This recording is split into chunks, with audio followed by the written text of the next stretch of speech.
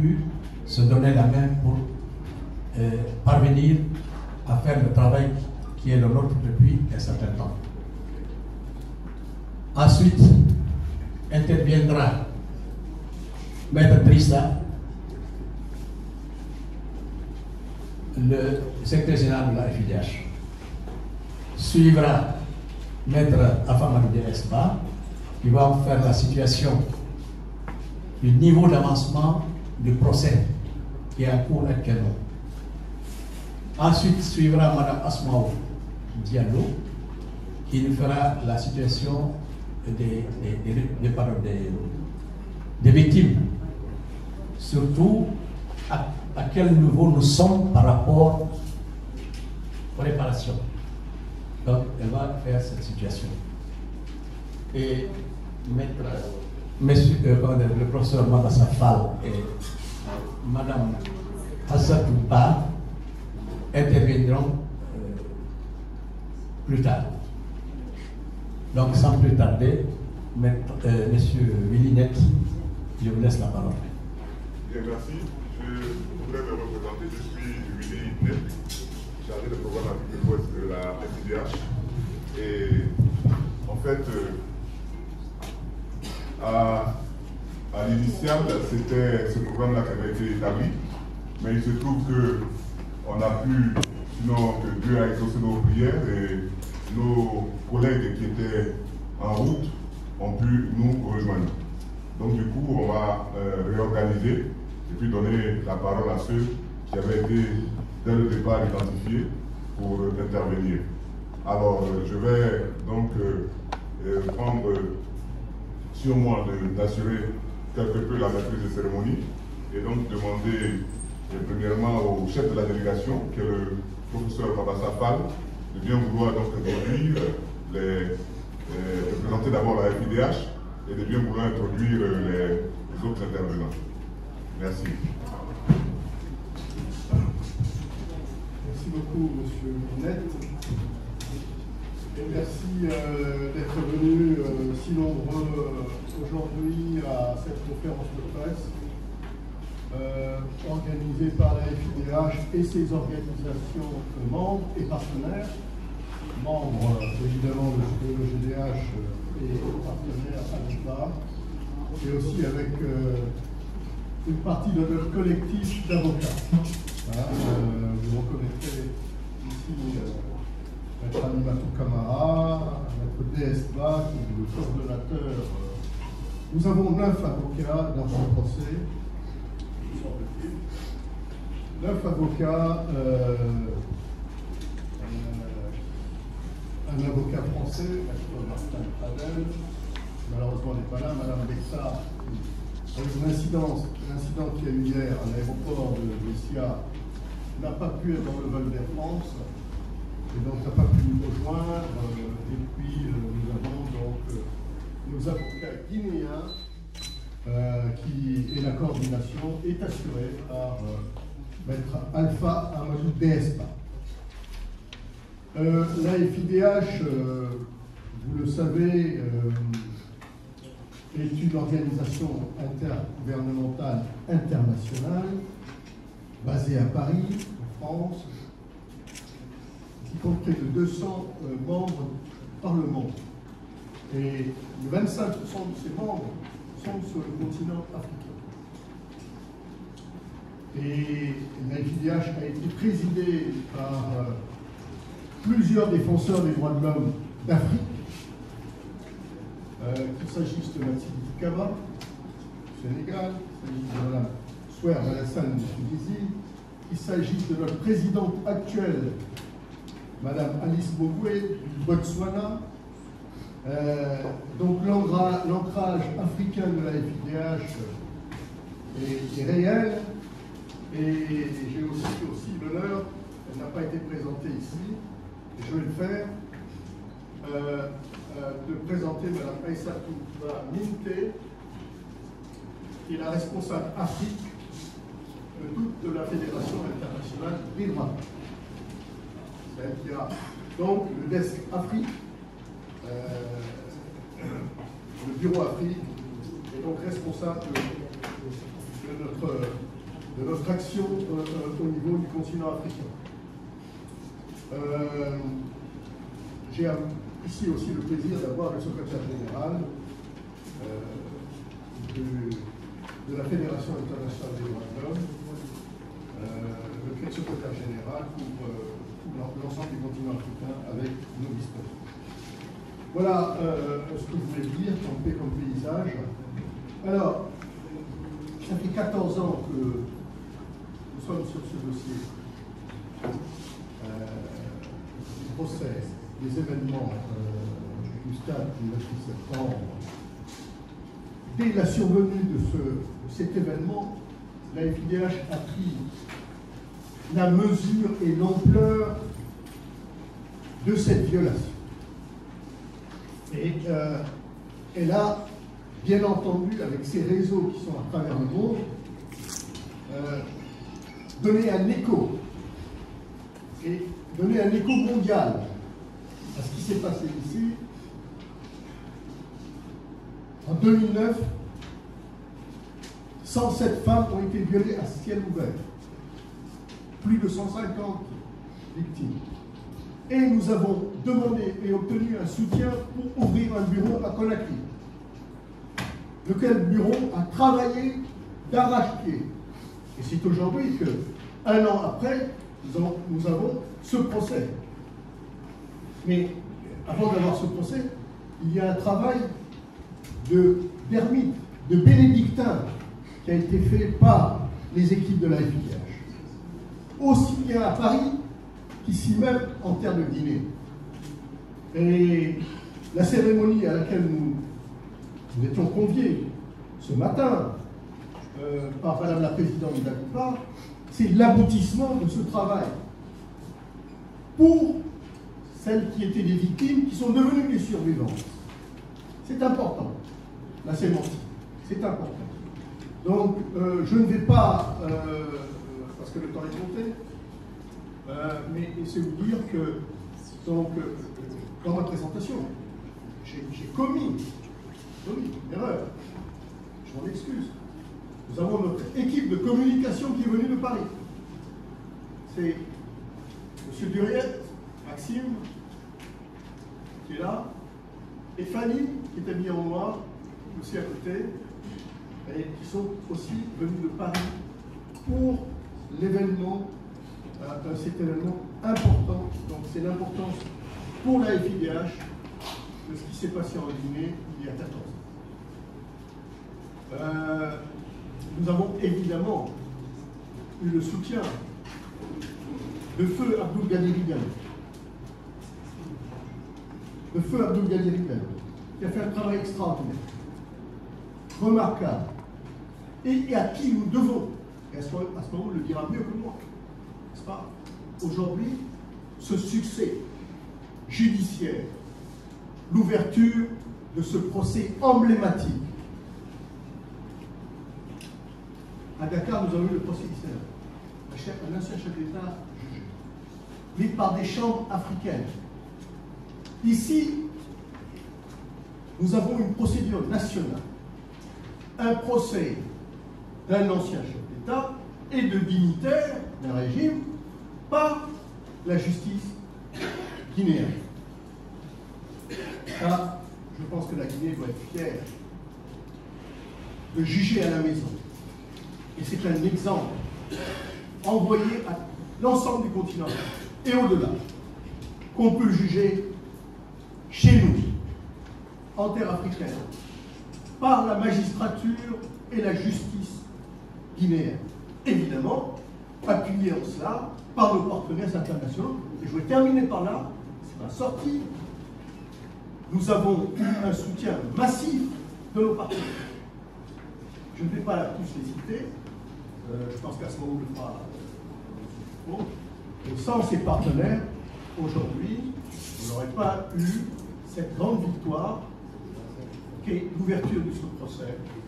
Et ces 12 mois durant lesquels ce procès s'est déroulé ici à Conakry, et également, aujourd'hui, cette maison des survivantes à 50 km de Conakry, et je vous invite tous et toutes à visiter cette maison des survivantes. Merci infiniment, mesdames et messieurs, pour votre attention soutenue.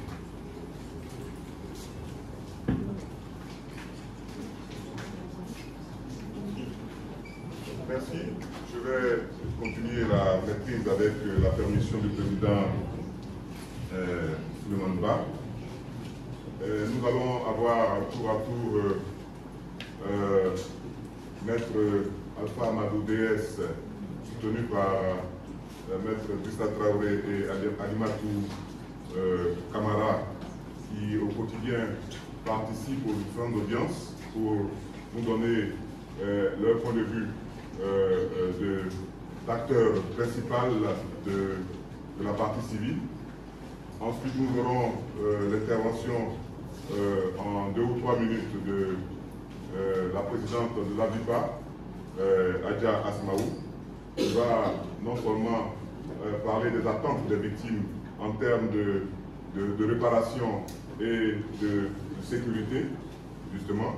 Et puis, nous allons donc ouvrir une liste de questions pour que nous puissions apporter quelques éléments de réponse aux préoccupations qui sont exprimées par les journalistes ici présents.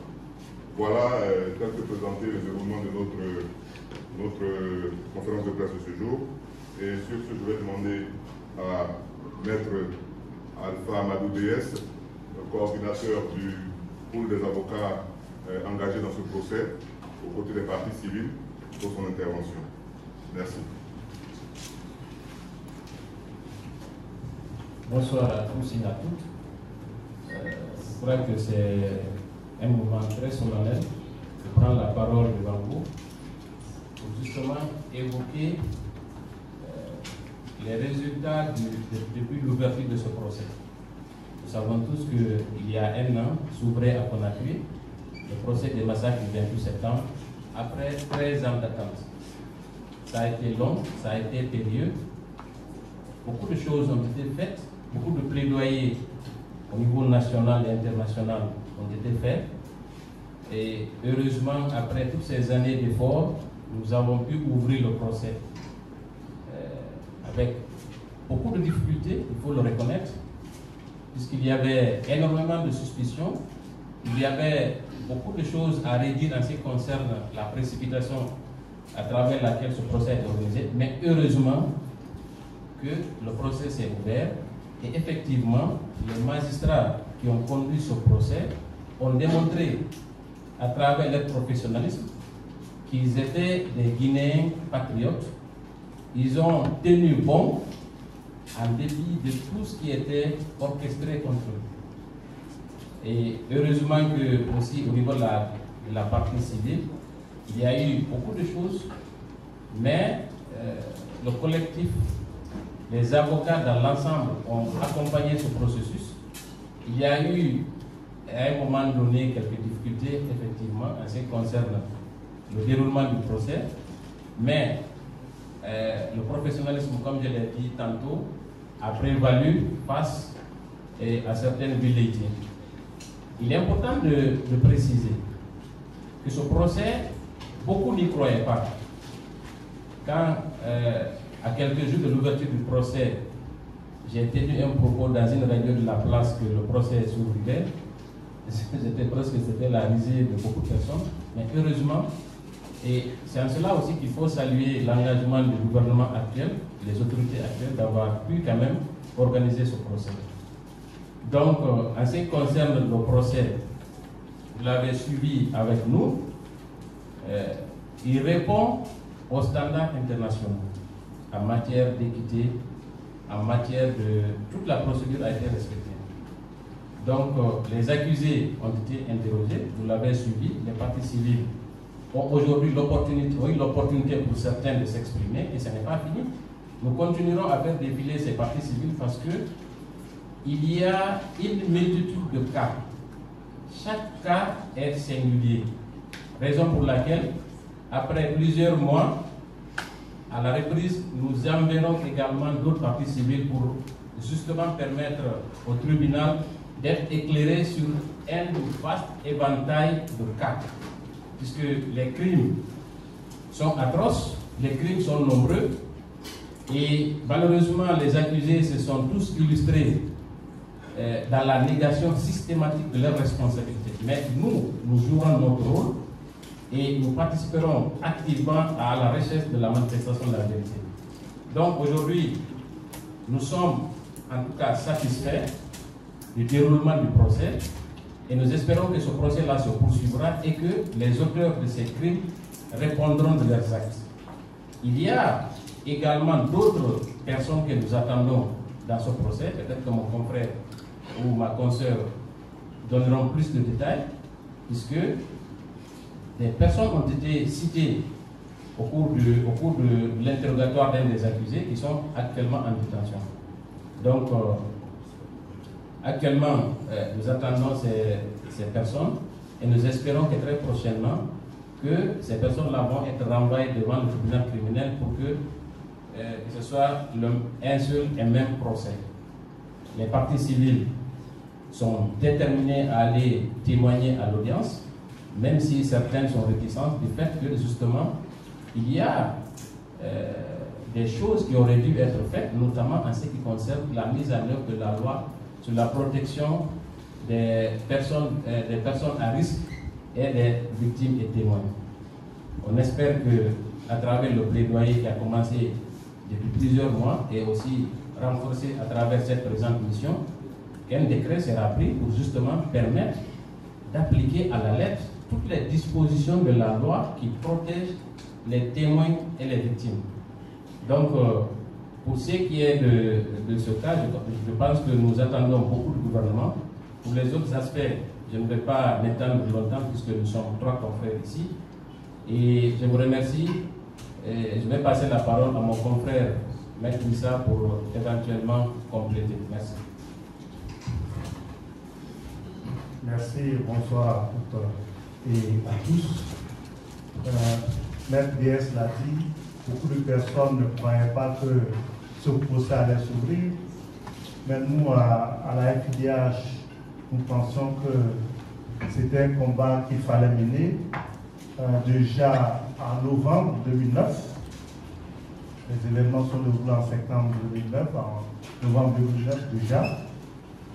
La première mission dans laquelle la FIDH était, c'est à Conakry, dont j'ai eu l'honneur de faire partie.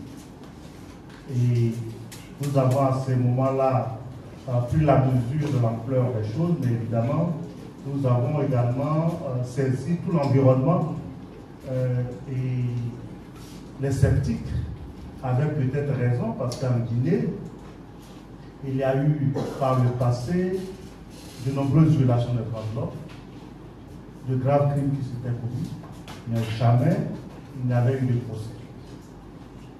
Et lorsqu'en 2017, l'instruction a été clôturée, des personnes, non des moindres, dont l'ancien chef de l'État renvoyé pour être jugé, nous étions en ce moment-là dans une euphorie, parce que nous espérions que le procès s'ouvrirait, ce d'autant plus que nous avions au pouvoir un chef d'État élu. Nous nous étions dit, voici l'opportunité pour que la justice prenne sa place. Malheureusement, d'espoir en désespoir, le procès ne s'est pas ouvert. Et lorsqu'il y a un an, l'annonce de l'ouverture du procès a été faite, on sait également qu'il y a eu beaucoup de commentaires, certains ont dit pourquoi, sous la transition, pourquoi ne pas attendre que des élections se déroulent, mais nous, en tant que défenseurs de droits de l'homme, nous pensons qu'il était temps que le procès s'ouvre. Et nous avons salué, en tout cas, le président de la transition et le gouvernement de transition, d'avoir permis l'ouverture de ce procès-là. Et pour la première fois, donc en Guinée, de tels crimes sont jugés, surtout au regard des accusés, en tout cas de la qualité des personnes qui sont dans le box des accusés, qui sont, comme nous le savons tous, présumées innocentes. Mais nous espérons que dans le déroulement du procès, qui se déroule à notre sens bien, qu'à la fin, les responsabilités seront situées, même si nous avons, et vous également avec nous, constaté que chacun des accusés est dans le déni. On a l'impression, donc, on s'est réveillé un beau matin, des dizaines de personnes ont été tuées, des femmes violées, et que c'est comme si c'était l'ouragan qui a soufflé, qui a provoqué cela, et que chacune des autorités, des personnes chargées de la sécurité des personnes et des biens, chargées d'assurer le bien-être des populations guinéennes, n'avaient absolument rien fait. Nous, notre rôle en tant que partie civile, c'est de faire en sorte que la lumière soit faite et que les auteurs soient reconnus et condamnés. Le procès peut-être va encore durer, nous n'avons pas une maîtrise du calendrier, puisque le calendrier appartient au tribunal, mais nous, pour notre part, nous allons continuer à alimenter le procès par le témoignage des victimes pour que chacun puisse saisir l'ampleur des violations, comprendre la dimension des meurtrissures que les victimes ont vécues. Nous espérons que le 28 septembre 2024, on pourrait faire un bilan, au moins de la première étape. Parce que comme nous savons tous, nous sommes en première instance. Il y a des recours éventuellement qui vont s'ouvrir aux personnes qui ne seront pas satisfaites de la décision qui pourrait être rendue. Pour notre part, nous voulons appeler à la mobilisation des uns et des autres. Vous les journalistes, il ne faut pas que nous nous lassons ou que vous vous lassez de donner écho à ce procès, parce que nous pensons que c'est les échos, ce que vous portez comme voix, que les populations comprendront que personne n'est au-dessus de la loi, et quelle que soit sa situation, un jour arrivera où on pourra faire face à la justice, et ce jour-là, on comprendra que la justice est implacable. Vous avez dû vous rendre compte, il y a quelques années en arrière, je vais dire 14 ans en arrière, il y a des personnes, quand elles parlaient ici en Guinée, les murs tremblaient. Vous avez eu l'opportunité de les voir dans le corps des accusés, où certainement vous vous êtes rendu compte que ce n'est pas nécessairement la même chose. La peur a certainement changé de camp, et avec votre concours, nous pensons que toutes les personnes, au-delà de la Guinée, qui détiennent une portion du pouvoir, doivent réfléchir avant d'agir.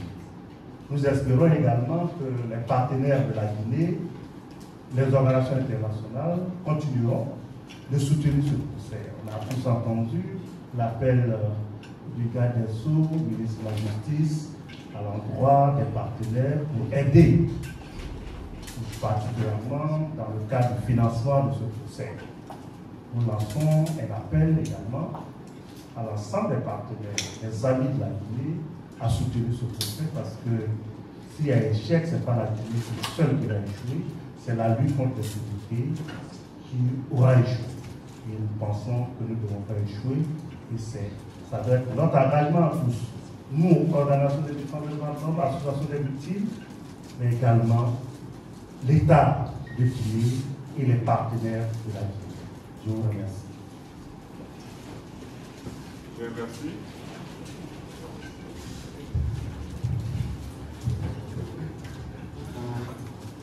Bonsoir tout le monde. Je pense que mes confrères brillamment développé quelque part le fond de ma pensée.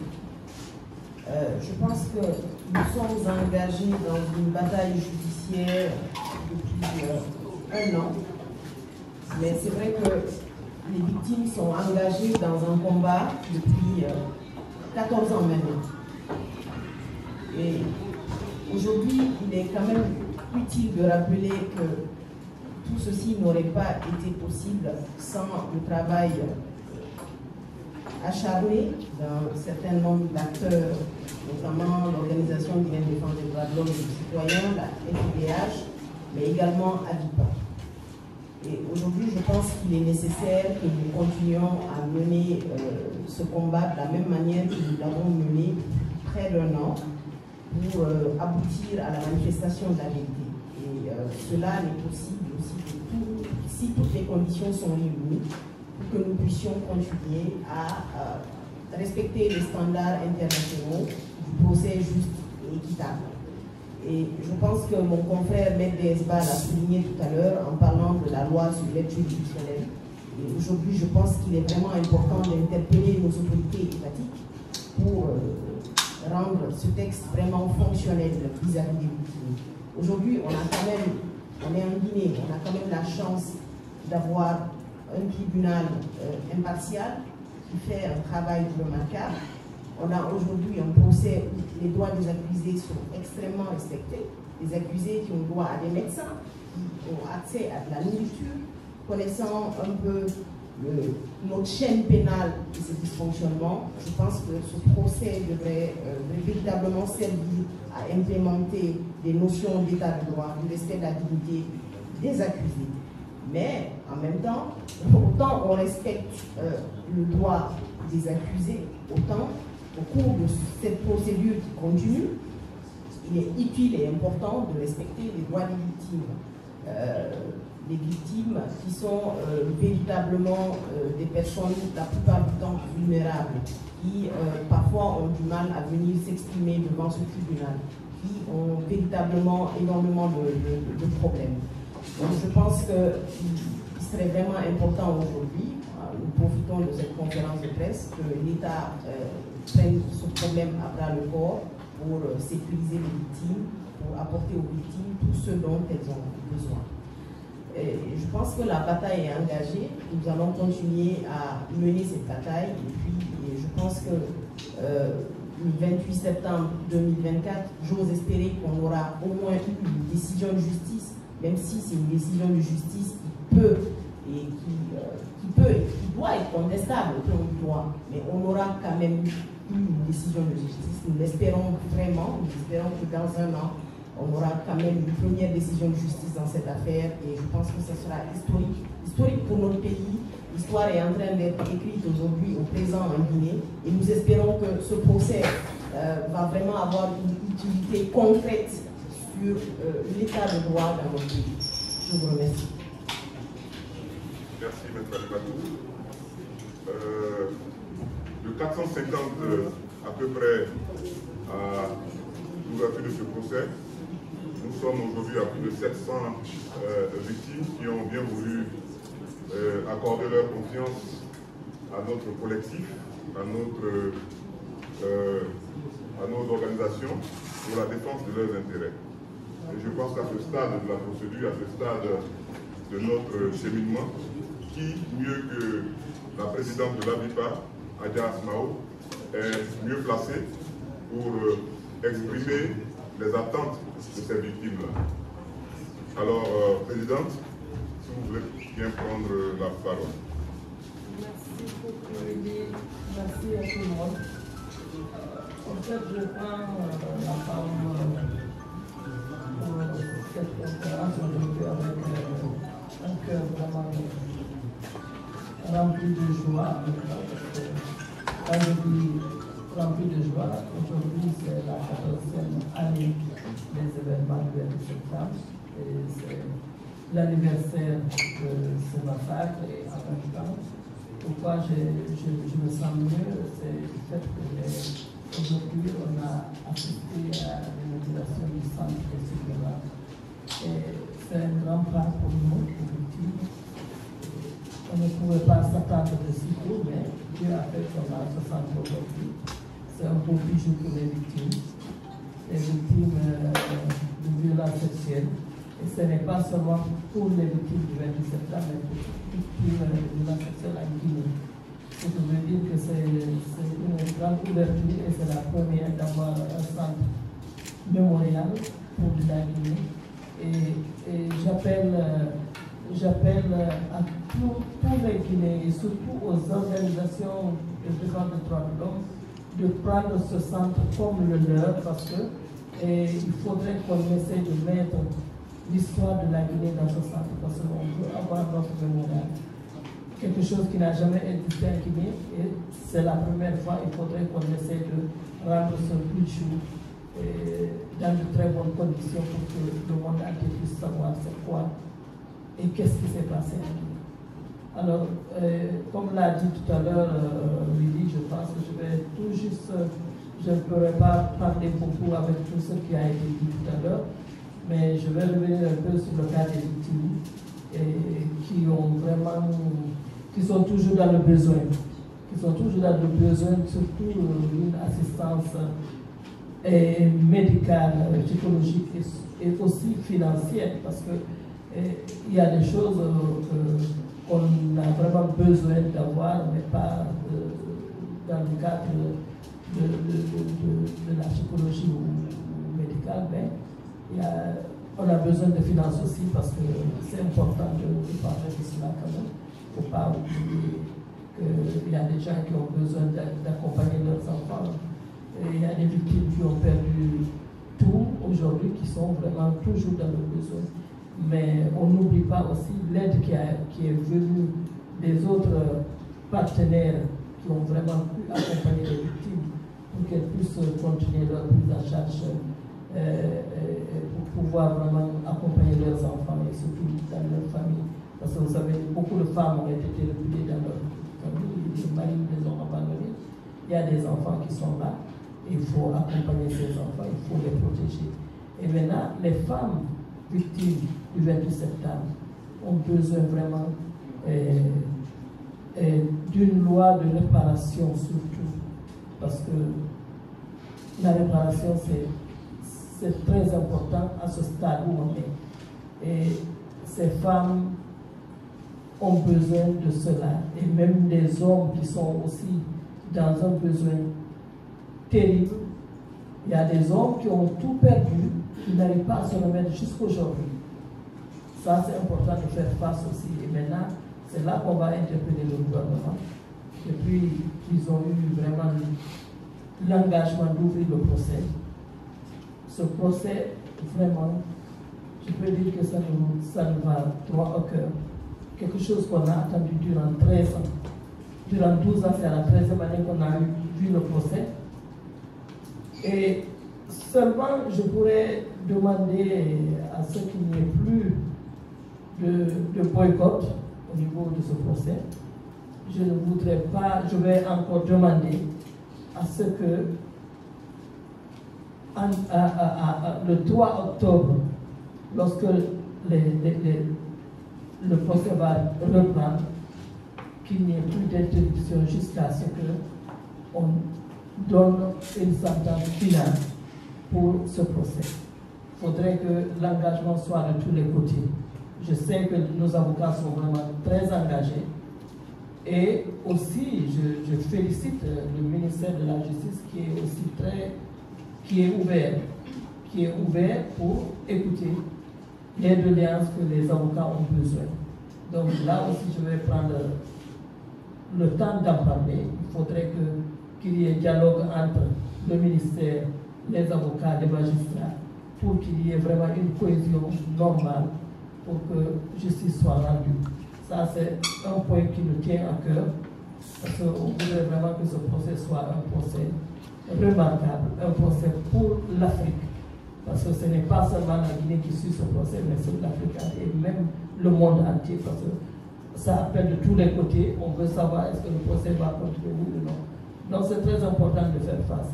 Alors maintenant, par rapport aux femmes, aujourd'hui, je voudrais vraiment attirer l'attention aussi à nos avocats. Lorsque le procès va reprendre, il y a des femmes qui sont là, qui voudraient vraiment témoigner.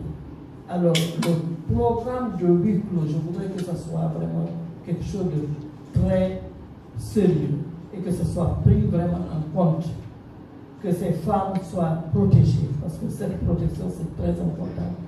Actuellement, on a des femmes qui sont menacées jusqu'à présent.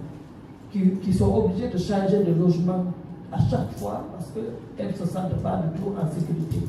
Et cette sécurité, nous réclamons cela. Nous voulons vraiment, avec le procès, qu'il y ait vraiment une grande sécurité pour nous les victimes. Et même les organisations qui travaillent avec les victimes, on est menacé. De ce fait, cette protection, ça doit être de tous les côtés.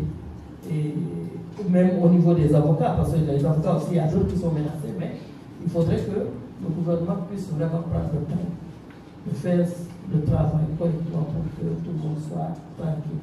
Je vous remercie. Merci à tous nos intervenants qui ont été plus ou moins brefs. Et j'imagine donc que certaines de vos préoccupations n'ont pas été prises en compte. Et c'est pour cela qu'on va ouvrir une première liste de questions qui, si elle n'est pas totalement satisfaite, va donner lieu à l'ouverture d'une deuxième liste. Alors, pour la première liste, je voudrais donc vous laisser la parole pour vos questions, pour vous présenter, si vous avez une question, vous présenter l'organe auquel vous appartenez, et puis après, on va revenir pour vous donner la parole. Les 5 premiers intervenants, s'il vous plaît. Les 5 premiers. Bonjour. Donnez votre nom d'abord. Oui. Je suis le docteur Marega Faudé. Je suis l'ancien président de l'association des victimes du Camp. Et à ce titre, disons que je voulais poser une question en faisant déjà le constat que aujourd'hui, nous disons que si il y a eu le 28 septembre, c'est que les années de plomb de ce pays n'ont pas été résolues et cette violence d'État face aux citoyens avec pour corollaire l'impunité a entraîné, je pense, le 28 septembre. Et aujourd'hui, il est vraiment loisible d'en parler et c'est avec satisfaction vraiment que l'on a appris le début de ce procès parce que si nous pouvons parler de justice transitionnelle pour ce qui s'est passé dans les années de plomb du régime de Sékou Touré, nous disons aujourd'hui que nous avons la chance d'avoir les commanditaires, d'avoir les petits, d'avoir les acteurs et d'avoir aujourd'hui la possibilité d'avoir un procès avec des magistrats professionnels, avec des avocats, chose que nous n'avions pas pu avoir pour tout le système carcéral et le système du premier régime. Alors, tout ça pour dire simplement, pour essayer de faire un parallèle et dire que nous avons aujourd'hui remarqué à un moment donné quand même une tentative, je crois, vraiment de banalisation de ce procès. Et je voudrais vraiment ici dire que nous sommes très fiers des avocats de la partie civile qui vraiment mènent le combat vraiment avec force et vigueur au niveau de ce procès. Et je voudrais vraiment pour les prochaines victimes qui vont passer, puisqu'on attend beaucoup aussi de leur déposition, nous voudrions vraiment insister auprès de vous pour que la protection dont elles doivent bénéficier soit vraiment marquée pour que toutes ces femmes-là violées puissent venir vraiment et exprimer ce qu'elles ont subi parce que ça fait partie du deuil qu'elles ont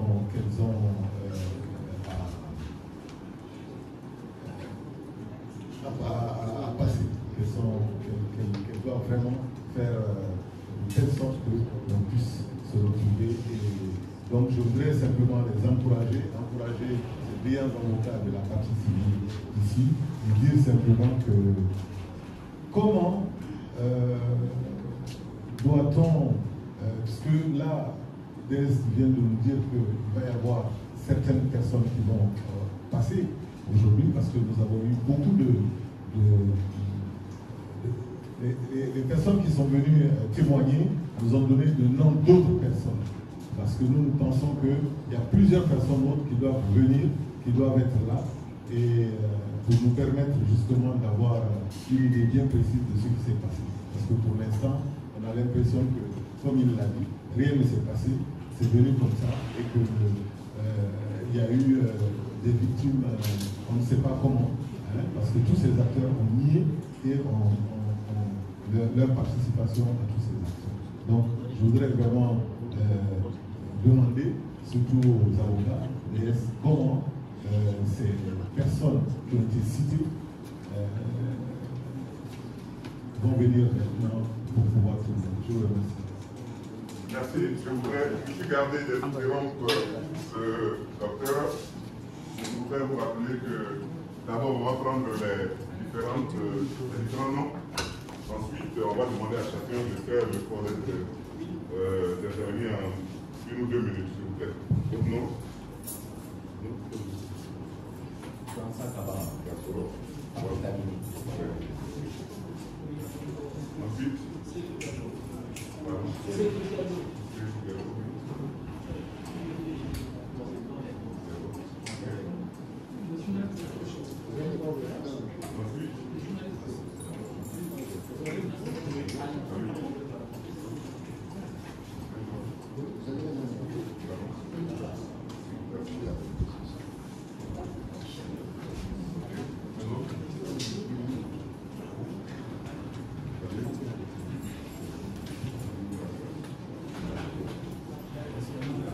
d'accord, on va maintenant permettre au premier lanceur de l'Afrique Guinée. Moi j'ai juste 2 questions à mettre. Drissa Traoré, FIDH. Première question. Certains dénoncent une théâtralisation du procès à laquelle la recherche sensationnelle, voire la propagande pour profiter de l'art auditoire plutôt que de se fixer sur les faits. Avez-vous, est-ce que la FIDH a le même sentiment?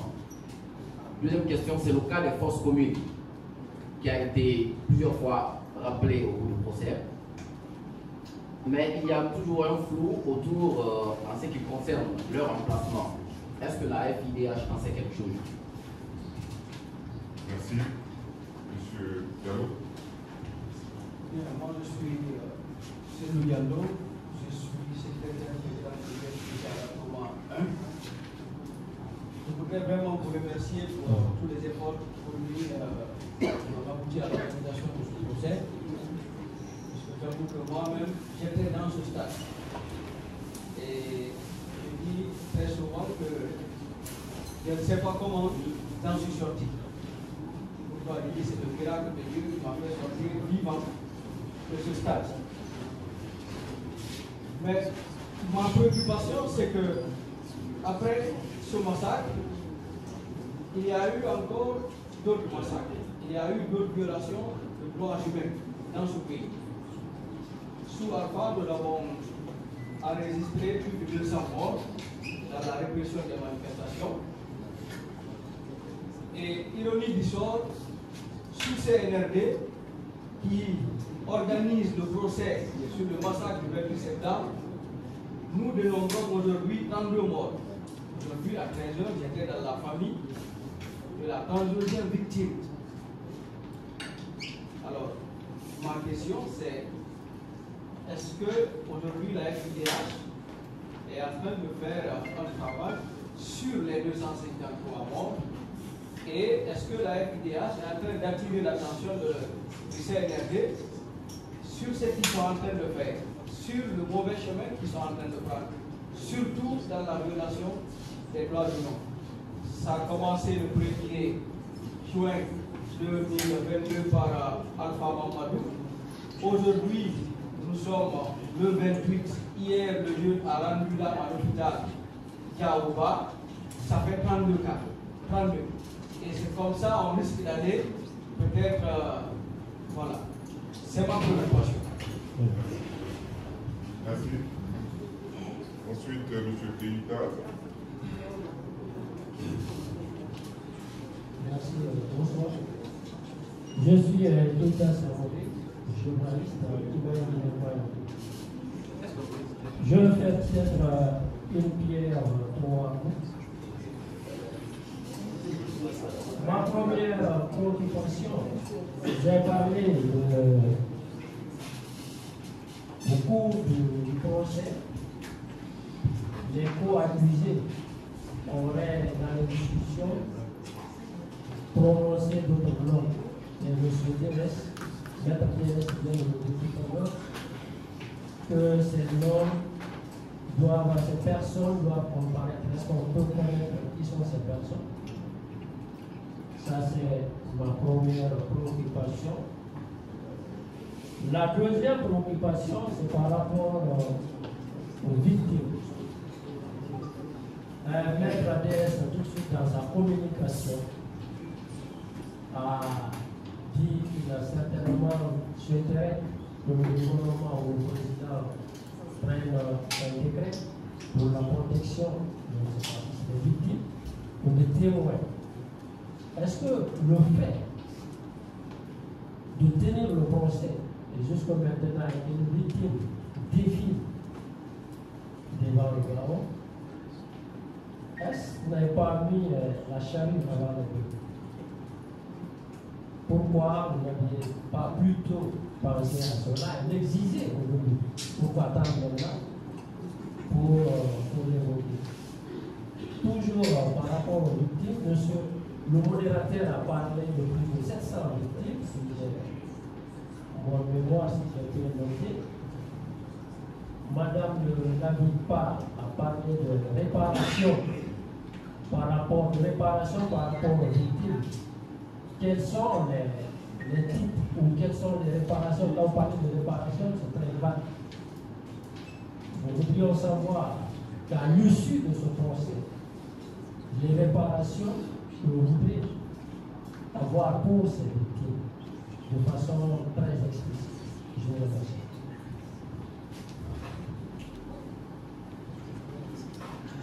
La parole est à M. Ali Ouassar. Bonsoir, c'est Ali Ouassar, je suis pour le site de Lili.com. Il y a Maître DS qui a dressé un bilan satisfaisant. Ce n'est pas de la procédure. Pour lui, la procédure a été respectée et répond aux standards internationaux. Mais sauf qu'il a souligné quelques difficultés et je voudrais revenir sur ces difficultés. S'il y a vraiment des difficultés, qu'on sache quelles sont ces difficultés. La deuxième question, je pense que ça a été posé par un de mes confrères. Ça parle un peu de ces personnes citées au cours de ce procès et qui doivent être entendues. Mais je veux juste rajouter un peu. Il y a aussi des témoins qui aujourd'hui sont en conflit avec la justice et qui sont en exil. Je pense que leur témoignage compte beaucoup. Je parle notamment de Célou Diallo, président de l'IFDG, de Sidia, qui étaient tous au stade. Est-ce que l'organisation fait des démarches, disons, pour permettre à ces gens de revenir témoigner et vraiment pour aider à ce que la vérité soit connue? Merci. Merci, M. Adou Gassar est le dernier intervenant de la première liste. On va donc laisser nos différents panélistes répondre aux questions qui leur ont été spécifiquement adressées. Et puis on va voir la possibilité d'ouvrir une deuxième liste. Merci. Voilà, merci beaucoup. Je crois que plusieurs personnes ont posé des questions relatives aux personnes qui ont été citées et qui devraient normalement être renvoyées. En tout cas, c'est notre souhait. Il y a Dr Maria qui a posé la question. Il y a également M. Keïta et M. Ali Ouassar. Donc je vais faire une pierre et 3 coups ou 4. 3 coups ou 4 peut-être. Concernant les personnes citées, il vous souviendra que lors du passage d'un des accusés, 5 personnes avaient été citées comme étant celles qui avaient soit favorisé le recrutement des recrues de Caléa, ou alors qui étaient chargés de la logistique. Donc, ces personnes-là ont effectivement été interpellées et une procédure judiciaire a été engagée. L'une d'elles, d'ailleurs, avait bénéficié d'un non-lieu par rapport à la première ordonnance. Et finalement, sur charge nouvelle, les juges ont décidé qu'effectivement, qu'il y avait lieu de les poursuivre. Toutes ces personnes, pour l'une d'entre elles, par exemple, il y a eu une ordonnance de renvoi devant une inculpation. C'est-à-dire que le juge a estimé qu'au vu des éléments qu'il avait à sa disposition, que effectivement cette personne avait commis les crimes dont on lui reprochait. Mais il se trouve que ces avocats ont exercé des recours. Pour un premier temps, son inculpation a été annulée. Les parties civiles se sont pourvues en cassation, ainsi que le ministère public. Donc, ce arrêt a été cassé. Et une seconde ordonnance a été rendue pour confirmer son inculpation. Et encore, c'est un deuxième pourvoi qui est pendant devant la Cour suprême. Donc, il y a des procédures, il y a des recours qui sont exercés par les avocats et qui, on l'espère, vont être épuisés plus tôt que possible afin de permettre, avant que la phase de confrontation ne soit entamée, pour que ces 5 accusés-là puissent être renvoyés et interrogés avant cette phase. Parce que voyez-vous, si ces personnes ne sont pas renvoyées à temps pendant cette période et que la phase de la confrontation commence, on ne peut pas, dans le même procès, revenir sur les interrogations et mettre un stand-by sur, comment on appelle, sur la confrontation. Donc c'est une question de timing. Nous travaillons dessus. Le collectif est vent debout pour que, au niveau des magistrats de la Cour suprême notamment, que la procédure soit accélérée afin que ces recours-là soient épuisés pour que ces personnes-là soient renvoyées. Il y a Bienvenue Lama et 4 autres pour l'instant. Donc nous souhaitons que ces personnes-là soient renvoyées devant le tribunal pour qu'elles soient jugées au même titre que les 11 qui sont là-bas. Voilà la situation des personnes qui sont aujourd'hui dans l'antichambre du procès du 28 septembre. On va poursuivre. Bon, il y a une question qui te concerne, mais je vais embrayer sur une autre question. C'est concernant les fosses communes. Et je pense que M. Dansa Camara en a parlé, africanement. Et aujourd'hui, nous n'avons pas d'emplacement, nous ne connaissons pas réellement l'emplacement des fosses communes. Il y a beaucoup d'informations qui laissent penser qu'à Fabam, il y a une fosse commune et dans d'autres endroits. Mais malheureusement, puisque nous n'avons pas un témoignage concret, direct, qui laisse penser que ces endroits, effectivement, il y a des fosses communes, on n'a pas aujourd'hui la possibilité de faire des expertises, étant donné qu'il s'agit d'un cimetière public. Et comme tel, des personnes sont enterrées tous les jours. Donc, s'il n'y a pas un emplacement plus ou moins identifié, il est impossible de faire l'expertise et l'autopsie de tout un cimetière qui existe depuis des années. Raison pour laquelle nous avons toujours lancé un appel à toutes les personnes qui ont des informations précises sur l'emplacement de ces fosses communes. Parce qu'il est très important que ces fosses communes-là soient identifiées afin de faire l'expertise et permettre aux familles de faire le deuil. Et moi, je suis très touché à chaque fois que j'entends M. Barrega parler. C'est une situation qui n'a jamais été élucidée. Des gens ont été assassinés et même leurs dépouilles n'ont pas été rendues à leurs proches. Donc aujourd'hui, je crois qu'il a indiqué, les journalistes que vous êtes, je pense que vous avez un grand rôle, vous jouez un grand rôle. Si dans la communication, cela peut porter des fruits, permettre aux gens de venir témoigner afin que ces fausses communes-là soient identifiées, ce serait une très bonne chose parce que c'est en fait, voilà le maillon faible dans la procédure au niveau du 28 septembre. Parce que nous n'avons pas d'éléments concrets en ce qui concerne les fausses communes, malheureusement. Il y a des disparus, ça c'est indéniable. Il y a des centaines de personnes qui ont disparu parce que des personnes ont apporté des témoignages permettant de comprendre et d'attester sans l'ombre d'aucun doute que ces personnes ont été au stade et n'ont jamais été retrouvées. Voilà ce que je voudrais dire en ce qui concerne ces deux questions. Je vais passer la parole à mon confrère qui va parler des autres questions. Je vous remercie. Merci. Quand on suit un procès, chacun a son sentiment. Parler de théâtralisation, je ne dirais pas ainsi, mais vous savez que dans un procès, en fonction de la position qu'on occupe dans le procès, chacun choisit la manière dont il entend se faire entendre. Et donc, nous, ce que nous constatons, les personnes sont appelées à la barre, que ce soit les accusés, les témoins, les victimes, qui viennent donner leur part de vérité. Et c'est au sortir de tout cela que, aussi bien nous, les avocats de la partie civile, nous allons faire notre plaidoirie, que la défense va présenter ses moyens de défense, le parquet également va soutenir son accusation ou ne pas soutenir son accusation, et puis le tribunal qui va nous donner la vérité judiciaire. Donc ce que je peux dire, chacun choisit la manière dont il entend présenter sa cause.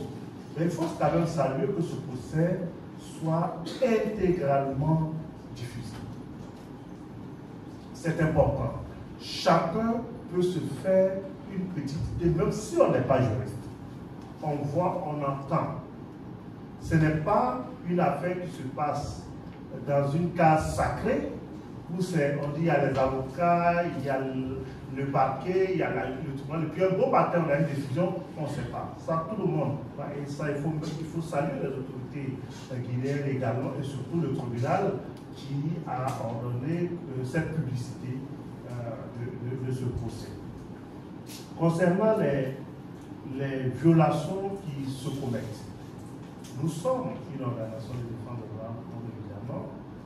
Nous essayons chaque fois d'avoir des éléments, et nous avons, et Mabassa a conduit une délégation aujourd'hui, il y a eu des plaidoyers, des rencontres avec les autorités. Nous essayons de parler de l'ensemble des violations que nous constatons. Nous essayons d'attirer l'attention des autorités qui ont la possibilité de faire en sorte, soit de mettre fin, soit de faire en sorte que ça n'arrive pas. Et c'est pourquoi je vous disais que ce procès qui se déroule, le procès des événements du 28 septembre 2009, est un procès qui va enseigner tout le monde. Nous, défenseurs, la population et surtout les autorités. Il peut avoir, on peut avoir le sentiment d'être prévenu, mais le temps est pour la justice. Donc il appartient aussi bien à nous, organisations de défense des droits de l'homme, et aux enfants des victimes, de pouvoir collecter, conserver les éléments de preuve, et je pense que la justice finira par se faire. Les personnes qui sont accusées, vous savez, c'est le tribunal qui conduit, qui décide de ce qui va se passer. Nous espérons en tout cas que d'ici la fin de ce procès, que ces personnes auront la possibilité d'une manière ou d'une autre de donner leur part de vérité, de dire ce qu'elles savent pour que leurs éléments soient pris en compte, d'autant plus que ce sont des acteurs de premier plan qui étaient première loge et qui ont, pour certains, subi également les effets de la répression de cette manifestation. Nous ne pouvons pas plus dire davantage sur cela, mais espérer en tout cas que leur témoignage sera entendu avant la fin de ce procès. Une question pour Adia Asmao. Notamment sur quel type de réparation vous souhaiteriez, enfin, à quoi vous attendez-vous quand vous dites que les victimes ont besoin de réparation? Bon, nous demandons des réparations surtout par rapport à l'état de santé des victimes et aussi la gynécologie. Il faudrait que ces personnes soient vraiment suivies permanemment parce qu'elles sont pleines de stress depuis 2009 jusqu'à nos jours. Il y a le traumatisme qui est vraiment installé pour absolument qu'on ait cette possibilité de les prendre en charge. Et en plus de cela, il faudrait qu'on pense à leur rendre vraiment justice et qu'il y ait les réparations effectuées. Et actuellement, on est en train de travailler avec le ministère pour prendre en charge surtout les malades d'urgence avec le fonds qui a été annoncé de 19 milliards que le gouvernement a mis en place. Et nous estimons qu'avec ce fonds, ça va commencer, ça ne peut pas terminer. Et les besoins qui sont vraiment... Il y a tellement de besoins, tellement d'attentes. Donc, avec ces 19 milliards, ils vont commencer à prendre en charge les victimes malades d'urgence.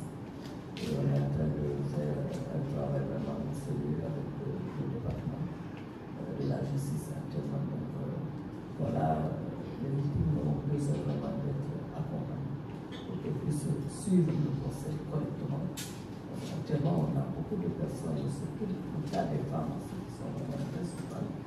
Et le vendredi passé, on était au ministère. C'était toujours par rapport à cette prise en charge médicale. On était avec des victimes, il y a un monsieur au retour, je ne sais pas, c'est quelqu'un qui a comparu devant les juges, bien sûr. Je ne sais pas qu'est-ce qui s'est passé entre lui et les gens qui étaient avec lui, je ne sais pas comment ça a été, on l'a jeté dans le poste. Et il a eu carrément la tête complètement fendue. Donc lui, actuellement, il est à l'hôpital. Ça ne va pas à son niveau. Donc, des cas de ce genre, il faudrait qu'on fasse rapidement quelque chose pour ne pas que ce soit trop tard. Donc, quand je parle de réparation, c'est dans ce sens, parce qu'il faut absolument que les victimes puissent vraiment se remettre. On a besoin de ce procès. On a perdu assez de victimes. Et actuellement, le procès est en cours. Il y a des montants qui sont annoncés. On peut vraiment qu'on puisse aider les victimes pour qu'on puisse aller de l'avant. Merci. Merci. Je pense qu'il y a Mme Bamité qui va apporter un complément de réponse, en tout cas, à la question de réparation. Oui, merci. C'est simplement pour compléter à Jasmine aussi présente. Il faut bien faire comprendre que les questions de réparation ne doivent pas forcément attendre la fin du procès. Ce que nous disons à l'OGDH, la JPA et la FIDH, c'est que les victimes ont déjà trop attendu. Ce qui a été décrit à l'instant, c'est des situations encore plus urgentes finalement. Et donc, ce fonds qui a été mis en place par le ministre de la Justice, c'est une première étape. Ce qu'il faut, au-delà des annonces financières, c'est aussi parler du mécanisme et des modalités. Faire toute la transparence sur comment ce fonds va être organisé, comment il va être géré, comment il va être alimenté, quels sont les critères d'attribution pour recevoir ce financement, comment les victimes vont donc être sélectionnées.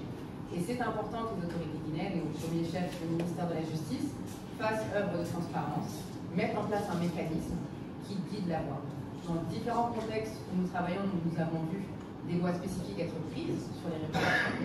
On peut mettre en place des réparations donc intérimaires, des réparations non financières, dans l'attente des réparations judiciaires qui arrivent, des réparations individuelles, des réparations collectives. Voilà, tout cela existe.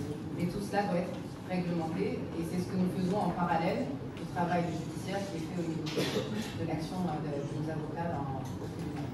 Voilà, c'est un petit complément. Merci Madame Millet. Je crois qu'il y a une question qui a besoin de réponse. Voilà, il y a une question qui n'a pas été répondue. Elle avait été posée par M. Kita.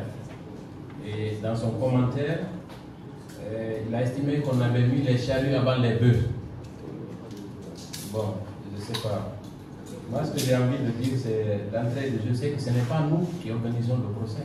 Ce n'est pas nous qui avons organisé le procès. Ça, c'est le premier élément. Il ne revient pas aux victimes d'organiser un procès. Il est de la responsabilité de l'État de tout mettre en œuvre pour qu'un procès juste équitable soit organisé. Maintenant, est-ce que vous croyez qu'au moment où, à l'époque, nous, on avait la possibilité de refuser que ce procès s'ouvre? Ça, c'est deuxièmement. Troisièmement, nous avions obtenu toutes les garanties possibles. Et cette garantie s'est opérée notamment par la prise d'une loi spéciale qui porte sur la protection des témoins et des victimes. Malheureusement, c'est le décret d'application qui n'avait pas été pris. Et aujourd'hui, je crois que à ce niveau, nous sommes en train de faire un plaidoyer justement pour que ce décret-là soit pris. Pourquoi? Parce que si vous vous souvenez, il y a une dame qui a comparu. À un moment donné, on avait voulu qu'il y ait le huis clos. Malheureusement, il y a eu quelques difficultés. Son visage, tout le monde a dit son visage. Deuxièmement, nous avions sollicité à un moment donné également que, comme il y a une salle dédiée aux victimes et aux témoins, que cette salle soit rendue opérationnelle. Et sur cette question, le tribunal n'a pas voulu nous suivre parce que le décret qui donne les détails à travers lesquels tout ce mécanisme doit s'opérer n'a pas été pris. Aujourd'hui, le plaidoyer que nous sommes en train de faire, c'est justement pour que ce décret-là soit pris, pour que le juge trouve, il a déjà la base légale, mais comment l'opérationnaliser, c'est la question qui se pose aujourd'hui. Donc, ce décret, nous l'attendons et nous espérons que, avant même la reprise du procès le 3 octobre, ce décret sera pris pour qu'il y ait plus de sécurité par rapport pour les personnes qui vont comparaître, parce qu'il y va également de leur survie. Parce que si pour quelqu'un qui comparaît craint les représailles, je pense que plusieurs personnes ne viennent pas à la barre parce que justement elles craignent pour leur propre sécurité. Madame Asma va parler d'une des victimes. Aujourd'hui, elle est alitée, elle a reçu un coup sur la tête, son crâne est presque fracturé. Donc, nous avons remonté ces informations au garde des Sceaux et nous attendons que des mesures concrètes soient prises pour que toutes les victimes soient rassurées, pour qu'elles soient mieux, pour qu'elles soient plus encouragées à venir livrer leur part de vérité.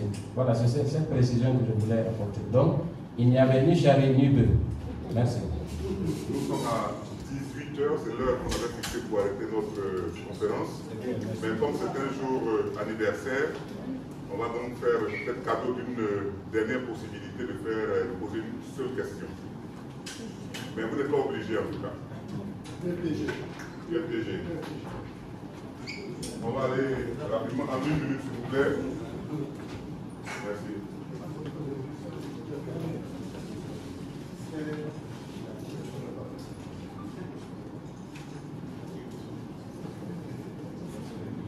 Bien. C'est toujours par rapport à la question de M. Diallo. Je crois qu'elle n'a pas été répondue. D'accord. C'est pour ça. Oui, sa préoccupation pour la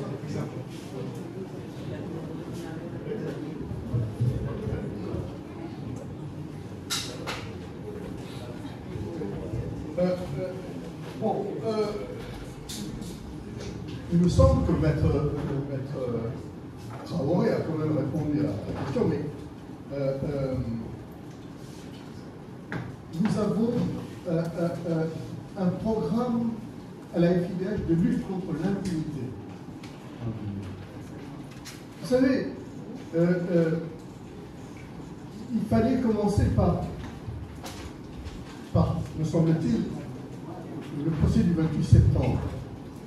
Mais les victimes des 10 années du régime de M. Alpha Condé, nous avons, nous, documenté.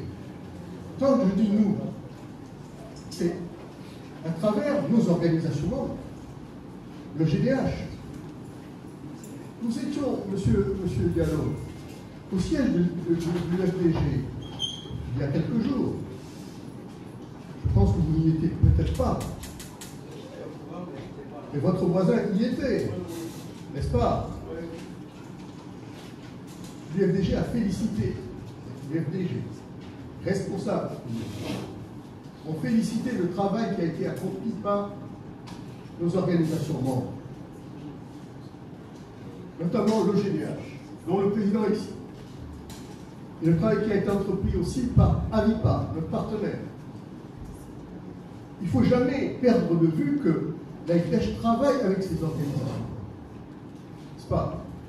Le travail que nous faisons en Guinée, nous le faisons aussi grâce au travail entrepris à la base par les sections de l'EGDH, par les défenseurs des droits de l'homme de Même droit pour tous, MDT, ils ne sont pas ici aujourd'hui, mais chaque fois que nous venons en Guinée, c'est moi qui conduis cette délégation depuis plusieurs années, nous venons au siège de vos partis politiques et nous recueillons et ensuite nous rencontrons également les autorités. Il y a combien d'organisations avec autant de régularité et de sérieux, parce que c'est sérieux, c'est un travail très sérieux, je veux dire que le GDH, même droit pour tous, AVIPA, sont nos organisations qui sont sur le terrain ici en Guinée. Évidemment, nous avons un programme justice qui est déployé en Guinée depuis les événements de 2009. N'est-ce pas, depuis les événements de 2009, nous avons ouvert un bureau. Et c'est le premier bureau ouvert en Afrique de l'Ouest. C'est le bureau de Conakry. Nous avons travaillé d'arrache-pied. Quand on parlait tout à l'heure MDF parlait de 2017 d'inculpation, notamment de cette dignitaire. Le travail a été mené ici, dans notre bureau, ici, avec le GDH, au sein même de l'EGDH, logé à l'EGDH, en étroite collaboration avec nous. Donc, ces victimes, croyez-moi, nous avons un programme de lutte contre la vie. Et ce programme, nous ne l'avons pas élaboré tout seul. Ce programme, nous l'avons élaboré avec plus de 30 organisations guinéennes de droits de l'homme, ONG. Et nous avons effectivement un plaidoyer avec les autres. Lundi ou mardi, nous avons rencontré le ministre de la Justice. Moi-même, je suis passé à la télévision guinéenne pour rendre compte de notre audience. Tout ceci est vérifiable. Donc, nous ne passons pas par-dessus la jambe des 232 victimes. Monsieur Céline. Nous prenons ça très au sérieux. Mais nous travaillons aussi avec beaucoup de minutie, de précision. Je l'ai dit tout à l'heure, il a fallu 13 ans. D'abord, l'inculpation, 2009-2017, 8 ans pour arriver à l'inculpation de cette dignitaire. 13 ans pour avoir le procès, dont nous saluons tous l'ouverture. Mais, je disais, c'est un travail d'ermite et de bénédictin. Je ne sais pas si j'ai répondu à la question. Est-ce que j'ai déjà considéré que... S'il vous plaît, s'il vous plaît. S'il vous plaît. Les 232, monsieur, les 232, c'est le cumul. Si je prends vos chiffres, monsieur Seloulia, 200 plus 32, ça a toujours fait 230. Si je désagrège cette statistique, il y a 200 victimes du régime Fakonde, 253. Autant pour moi. 253. Ce n'est pas qu'on passe à faire des profits, donc vous savez qu'aujourd'hui, nous sommes venus principalement pour parler de tout. Et donc, évidemment, nous avons... Non, notre conférence de presse aujourd'hui, c'est pour parler du 28 septembre. Et nous avons l'opportunité de rencontrer aussi bien les partis politiques que d'autres organisations pour parler des événements qui se déroulent. Et en temps opportun, évidemment, s'il y a des actions à mener, comme disons, mais nous avons déjà fait des communiqués de presse sur ces éléments-là. Donc ce n'est pas qu'on pense à perte et profit, mais aujourd'hui, principalement, nous sommes venus parler du 28 septembre. Non, c'est bon, comment dire, c'est bon. Bon, je crois qu'on va... Bien, je pense que... Merci pour vos différentes interventions. Je pense que notre panel a pu apporter quelques éclaircies aux différentes préoccupations que vous posiez. C'est vrai que le professeur Mabassa est le chef de la délégation, il aurait l'aptitude pour cette conférence de presse, mais comme c'est lui qui a répondu à la dernière question, on va donc demander d'abord à votre directrice Afrique, Madame Baminte, de remercier l'assistance et puis demander peut-être au président de l'OGDH de lever la séance. Madame Baminte. Ok, merci. En Encore une fois, dans la continuité de ce qui a été dit par le professeur Fag, l'objectif n'est pas d'isoler le procès du 28 septembre du contexte des droits humains en Guinée, mais de marquer aujourd'hui un temps fort. Rappelons-nous que nous sommes le 28 septembre et nous sommes venus ici devant vous pour honorer la mémoire des victimes, pour rappeler la résilience des survivants et des survivantes, de leurs familles, mais aussi saluer l'abnégation de la société civile guinéenne qui s'est tenue debout à nos côtés depuis 2009 pour demander justice. C'est le message que nous souhaitons faire passer aujourd'hui. Nous avons échangé avec vous sur les différents temps forts, les moments de cette année, cette première année du procès. Nous avons passé nos recommandations. Nous espérons que collectivement, nous parviendrons à faire de ce procès un temps historique pour la justice en Guinée, pour la question de la protection des droits humains en Guinée et pour la question de la lutte contre l'impunité en Guinée. Ce n'est pas la fin. Nous avons parlé d'un long chemin de 14 années, mais un long chemin est encore devant nous. Jusqu'à la fin de ce procès, mais aussi pour la suite de la lutte contre l'impunité, pour tous les autres crimes qui ont pu être commis, les crimes graves et les violations graves que les populations guinéennes ont subi par le passé et continuent à subir jusqu'à nos jours. Effectivement, le plaidoyer de la FIDH et l'action de la FIDH se poursuit. Nous avons un travail sur la question de l'espace civique et démocratique. Nous travaillons sur la question de la protection des droits humains. Nous travaillons sur la question des libertés fondamentales, encore une fois en synergie avec nos organisations membres et partenaires ici. Et il y aura d'autres occasions de discuter de tout cela. Peut-être le mot de la fin, c'était encore une fois pour nous de saluer les mémoires aussi d'Abdougadir Diallo qui a été cité, de Chernoma Aldosso, et de saluer également M. Ba qui est présent ici, président de l'OGDH, nos collègues de la JIPA. Et vraiment, encore une fois, nous vous remercions pour votre disponibilité, votre écoute, et nous restons toujours disponibles pour continuer à échanger. Merci beaucoup. Ok, je crois que Madame Ba a dit l'essentiel. Elle a conclu pratiquement la conférence de presse. Donc, nous disons que la conférence est finie. Et à bientôt. Merci.